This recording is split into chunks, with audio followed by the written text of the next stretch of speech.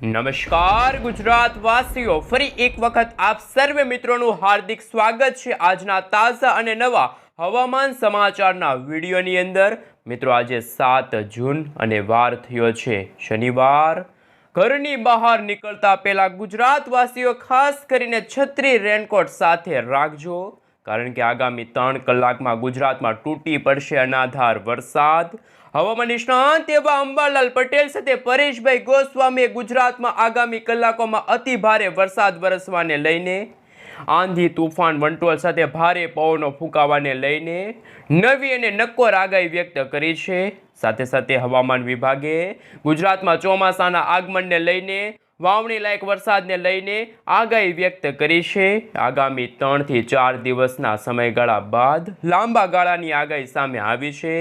આગામી મિત્રો કહી શકાય કે 13 તારીખથી લઈને 15 તારીખના રોજ ગુજરાતમાં વિધિવત રીતે ચોમાસાની એન્ટ્રી થશે અને સૌપ્રથમ ગુજરાતના દક્ષિણી ગુજરાતના ભાગોમાં અતિ ભારે વરસાદ, ધોધમાર વરસાદ વરસવાને લઈને હવામાન નિષ્ણાંત એવા અંબાલાલ પટેલ સાથે પરેશભાઈ ગોસ્વામીની લેટેસ્ટ અને નક્કોર આગાહી સામે આવી છે।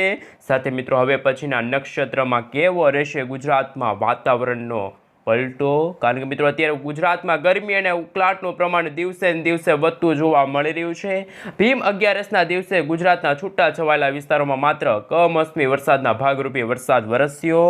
હવે પછીના દિવસોની અંદર જાણીશું કે ગુજરાતના કયા એવા વિસ્તારો છે જ્યાં આંધી તૂફાન વંટોળ સાથે જોવા મળશે અતિ ભારે વરસાદ। હાલ મિત્રો તમે જોઈ શકો છો કે અરબ સાગરના ઊંડાણવાળા ભાગોની અંદર હવે પછીના દિવસોની અંદર નવી વરસાદી સિસ્ટમ આકાર પામતી જોવા મળી રહી છે, જેના કારણે ભારતના દક્ષિણી ભારતના ભાગોમાં ફરી જામશે અતિ ભારે વરસાદી માહોલ અને ચોમાસા વર્ષ 2025ને લઈને પણ અત્યારે નવી નક્કોર આગાહી સામે આવી છે। અત્યારે મિત્રો તમે સેટેલાઇટ પિક્ચરના માધ્યમથી જોઈ શકો છો, આમ તો ગુજરાતમાં ફરી અત્યારે વાદળાના ઘેરાતા જોવા મળી રહ્યા છે। હવે પછીની કલાકોમાં મિત્રો તમે સાવચેત રહેજો, અતિ ભારે પવનો ફૂંકાશે, જેમાં મિત્રો તમે જોઈ શકો છો રાજકોટથી લઈને ગોંડલ લાગુના વિસ્તારમાં અત્યારે વાદળોના કાળા ડિબાંગ વાદળો ઘેરાતા જોવા મળી રહ્યા છે। સાથે સાથે મિત્રો ભારતની સાથે દક્ષિણી ગુજરાતના ભાગોમાં પણ ફરી એકવાર વાદળછાયું વાતાવરણ આજે વહેલી સવારથી જ છવાયેલું જોવા મળી રહ્યું છે। આજે મિત્રો વહેલી સવારથી જ ગુજરાતમાં જાણે વાતાવરણમાં અચાનક પલટો આવ્યો અને જે આ વરસાદી સિસ્ટમ તમે જોઈ શકો છો બેંગલવી લાગુના વિસ્તારમાં પહોંચેલી જોવા મળી છે। હવે પછીની કલાકો માટે ગુજરાત વાસીઓ થઈ જાજો તૈયાર। ઇન્ડિયન મોન્સૂન ડિપાર્ટમેન્ટ તરફથી, હવામાન વિભાગ તરફથી, આઈએમડી તરફથી ગુજરાતમાં આગામી દિવસોમાં ફરી એકવાર વાતાવરણમાં અચાનક પલટો આવશે એવી હવામાન વિભાગની નક્કોર આગાહી સામે આવી છે। અને મિત્રો વર્ષ 2025ના ચોમાસાને લઈને અત્યારે શું નવી અપડેટ સામે આવી છે ગુજરાતમાં મિત્રો 13 થી લઈને કહી શકાય કે 15 જૂનના સમયગાળા દરમિયાન વિધિવત રીતે ચોમાસાની એન્ટ્રી થશે, વાવણી લાયક વરસાદ વરસશે, પરંતુ મિત્રો ગુજરાતમાં હાલ જે ગરમી જેવો માહોલ જામી રહ્યો છે બપોરના સમયગાળા દરમિયાન તો ગુજરાતમાં કાળઝાળ ગરમી પડી રહી છે। તો મિત્રો શું વરસાદ છે એ ખેંચાણો છે? શું મિત્રો હવે પછીનો જો કોઈ અરબ સાગરમાં કોઈ વરસાદી સિસ્ટમ એક્ટિવ નહીં થાય તો ગુજરાતમાં વર્ષ 2025ના ચોમાસાને હજી પણ વિલંબ થઈ શકે છે, એટલે કે મિત્રો હજુ પણ ચોમાસા માટે આપણે રાહ જોવી પડશે, એમને લઈને નક્કોર આગાહી સામે આવી। પરંતુ મિત્રો ગુજરાતમાં જાણે ફરી એકવાર એવું વાતાવરણ જો પલટાણું કે ગુજરાતના દરિયાઈ કાંઠાના ભાગોમાં ફરી અત્યારે 30 થી લઈને 40 કિલોમીટર પ્રતિ કલાકની ઝડપે પવનો ફૂંકાતા હોય એવી રહેલી છે હવામાન વિભાગની આગાહી। હવે મિત્રો આપણે ખાસ કરીને જે ઇન્ડિયન મોન્સૂન ડિપાર્ટમેન્ટ તરફથી સમગ્ર ગુજરાત રાજ્યને લઈને જે નકશો રજૂ કરવામાં આવી રહ્યો છે, ગુજરાતના કયા વિસ્તારમાં હવે પછીની કલાકો માટે વરસાદ વરસવાને લઈને આગાહી દર્શાવવામાં આવી છે એમના વિશે વાત કરીએ તો મિત્રો આપણે ઇન્ડિયન મોન્સૂન ડિપાર્ટમેન્ટ તરફથી જે રજૂ કરવામાં આવેલા નકશા છે એમના વિશે સવિસ્તાર જાણકારી મેળવીએ। મિત્રો અત્યારે તમે તમારા મોબાઈલ સ્ક્રીનની અંદર જોઈ શકો છો ઇન્ડિયન મોન્સૂન ડિપાર્ટમેન્ટ તરફથી સમગ્ર ગુજરાત રાજ્યને લઈને જે નકશો રજૂ કરવામાં આવી રહ્યો છે, જેમાં આજે કચ્છ છે, મોરબી છે, સુરેન્દ્રનગર છે, જામનગર છે, દેવભૂમિ દ્વારકા છે, પોરબંદર છે, આ બાજુ મિત્રો તમે જોઈ શકો છો બનાસકાંઠા, પાટણ, મહેસાણા, સાબરકાંઠા, અરવલ્લી, મહીસાગર, ખેડા, ગાંધીનગર, દાહોદ, આ સાથે સુરેન્દ્રનગર અને અમદાવાદ લાગુના વિસ્તારમાં હાલ મિત્રો તમે આ સફેદ કલરનો ભાગ જોઈ શકો છો. ત્યાં બિલકુલ ચોખ્ખું વાતાવરણ જોવા મળી રહ્યું છે. ગરમી અને ઉકળાટનું પ્રમાણ ત્યાં ફરી એકવાર વધતું જોવા મળી રહ્યું છે. તાપમાનમાં ભારે વધારો થતો જોવા મળી રહ્યો છે.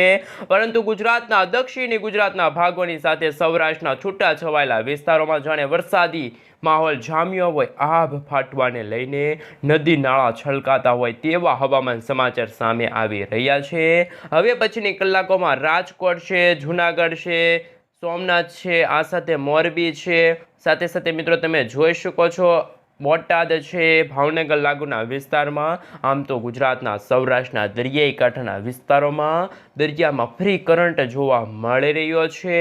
તાપમાનમાં ભારે વધારો થતાં ગુજરાતના દક્ષિણી ગુજરાતના વાતાવરણમાં ફરી અચાનક પલટો આવ્યો અને જેને વરસાદ વરસવાને લઈને આગામી 3 કલાક માટે અતિ ભારે વરસાદ વરસવાને લઈને હવામાન નિષ્ણાંત એવા અંબાલાલ પટેલ સાથે પરેશભાઈ ગોસ્વામીની નવી અને નક્કોર આગાહી સામે આવી છે. હવે મિત્રો આપણે લાંબા ગાળાની આગાહી વિશે વાત કરીએ તો મિત્રો તમે નકશો જોઈ શકો છો. 8 તારીખનો નકશો રજૂ થયો છે, 9 તારીખનો નકશો રજૂ થયો છે. એમના વિશે મિત્રો સવિસ્તાર જાણકારી મેળવીએ તો મિત્રો 8 તારીખે ગુજરાતના ઘણા બધા વિસ્તારો જેમાં 70 થી લઈને 85% સુધીના વિસ્તારોમાં વાતાવરણ બિલકુલ ચોખ્ખું જોવા મળશે. જ્યારે 15 થી લઈને ખાસ કરીને મિત્રો 10% સુધીના જે વિસ્તારો છે ત્યાં માત્ર હળવાથી મધ્યમ વરસાદ વરસવાને લઈને આગાહી સામે આવી છે. જેમાં મિત્રો તમે જોઈ શકો છો હવે પછીની કલાકોમાં જેમાં મિત્રો ગુજરાતના દરિયાઈ કાંઠાને અડીને આવેલા જેમાં ભાવનગર છે, અમરેલી છે, ગીર સોમનાથ લાગુના વિસ્તાર છે, દીવ લાગુના વિસ્તારમાં જાણે વાદળછાયું વાતાવરણ આજે વહેલી સવારથી જ છવાયું હોય તેવી અત્યારે હવામાન નિષ્ણાંત એવા અંબાલાલ પટેલ સાથે પરેશભાઈ ગોસ્વામીની નક્કોર આગાહી સામે આવી છે.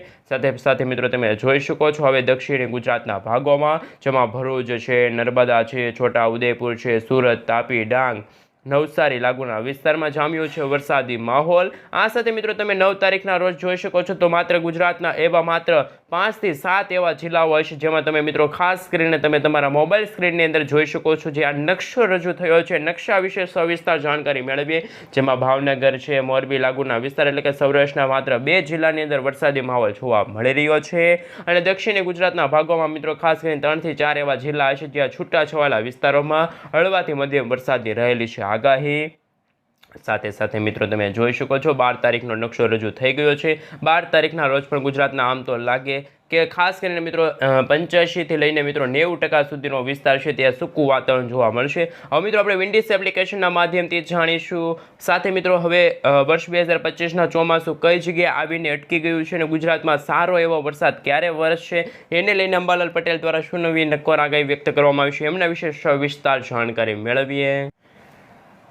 મિત્રો અત્યારે તમે તમારા મોબાઈલ સ્ક્રીનની અંદર વિન્ડીઝ એપ્લિકેશનના માધ્યમથી જોઈ શકો છો કે હવે પછીની કલાકો હવે પછીના દિવસોમાં ગુજરાતવાસીઓને રહેવું પડશે સાવચેત. કારણ કે મિત્રો 13 તારીખથી ફરી અરબ સાગર અને બંગાળની ખાડીમાં નવી વરસાદી સિસ્ટમો આકાર પામતી જોવા મળશે.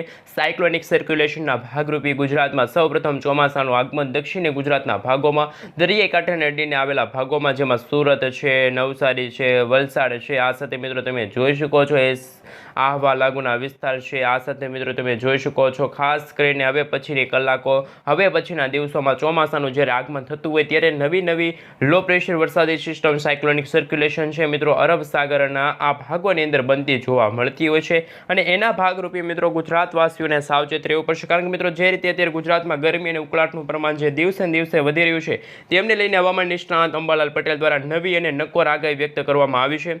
મિત્રો તમે જોઈ શકો છો હવે પછીના કલાકોમાં હવે પછીના દિવસોમાં જેમાં મિત્રો તમે જોઈ શકો છો સૌરાષ્ટ્રના દરિયાઈ કાંઠાના ભાગોમાં ભાવનગર છે, અલંગ છે, આ સાથે મિત્રો તમે જોઈ શકો છો સોનગઢ લાગુના વિસ્તારથી લઈને પાલિતાણા લાગુના વિસ્તારથી લઈને ખડસલિયા લાગુના વિસ્તારની અંદર એટલે કે સૌરાષ્ટ્રના દરિયાઈ પટ્ટીના ભાગોમાં હવે પછીની કલાકોમાં ભારે પવનો ફૂંકાશે. પવનોની ઝડપની વાત કરીએ તો મિત્રો 30 થી લઈને 40 કિલોમીટર પ્રતિ કલાકની ઝડપે અતિ ભારે પવનો ફૂંકાવાને લઈને આંધી તુફાન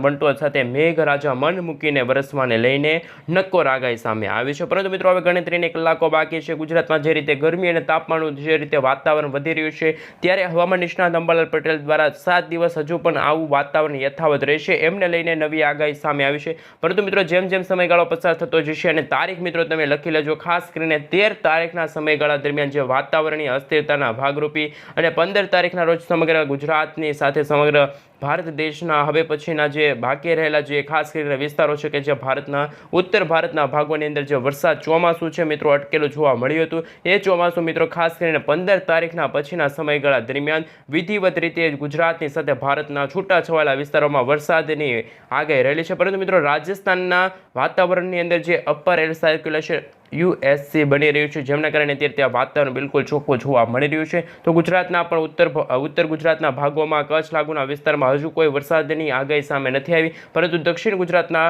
ભાગોની અંદર ચોમાસું છે વિધિવત રીતે પ્રવેશ છે. 15 જૂનના સમયગાળા દરમિયાન ચોમાસાનું આગમન